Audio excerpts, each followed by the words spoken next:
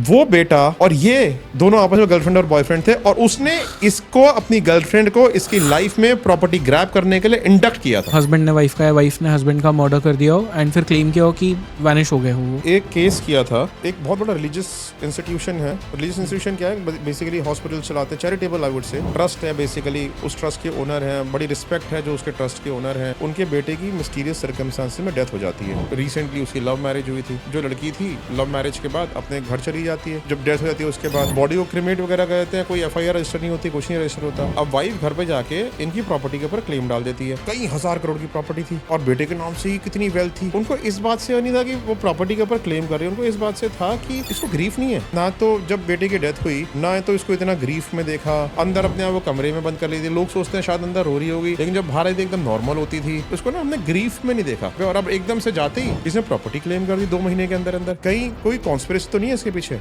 हमने उस लेडी के ऊपर इन्वेस्टिगेशन करनी शुरू करी। She was very well connected, मतलब वो खुद ही बड़ी वेल कनेक्टेड लेडी थी। उसके जो कॉन्टेक्ट्स थे पुलिस में, ब्यूरोक्रेसी में, जुडिशरी में, बड़े अच्छे कॉन्टेक्ट्स थे उसके खुद के। वो जो है अपने कॉन्टेक्ट्स के थ्रू इनके ऊपर धड़ाधड़ एफआईआर फाइल करनी शुरू हो गई। मेरे को ऐसे हैरेस किया था, टॉर्चर किया था। हमने उस लेडी के ऊपर इन्वेस्टिगेशन करनी शुरू करी। हमें पता चला वो एक आदमी के साथ इन्वॉल्व है। उस लड़की की जब हमने इन्वेस्टिगेशन करी, you know what did we find out? उस लेडी के पास ना इनके घर की सारी इन्फॉर्मेशन होती थी, जो नहीं भी होनी चाहिए वो भी सारी इन्फॉर्मेशन होती थी। हमने जो फाइंड आउट किया, जो रिलीजियस इंस्टीट्यूशन के ट्रस्ट के जो फादर थे, उनकी 2 वाइफ्स थी। जो पहली वाइफ थी उनकी, वो जो ना कैरेक्टरलेस वुमन थी, उसका डिवोर्स हो चुका था और उससे एक बेटा भी था। वो रॉक था बड़ा, गुंडागर्दी में, ड्रग्स व्रग्स में, इन सब में इन्वॉल्वमेंट था उसका। वो बेटा और ये दोनों आपस में गर्लफ्रेंड और बॉयफ्रेंड थे और उसने इसको अपनी गर्लफ्रेंड को इसकी लाइफ में प्रॉपर्टी ग्रैब करने के लिए इंडक्ट किया था। सो एक तरह से अंडरकवर एजेंट बना के भेजा था उसकी प्रॉपर्टी को ग्रैब करने के लिए। और मिस्टीरियस सर्कमस्टेंसेस कैसे डेथ हुई अब तो आइडेंटिफाई करना पॉसिबल नहीं था, लेकिन ये पूरा प्लॉट डिस्कवर हो गया।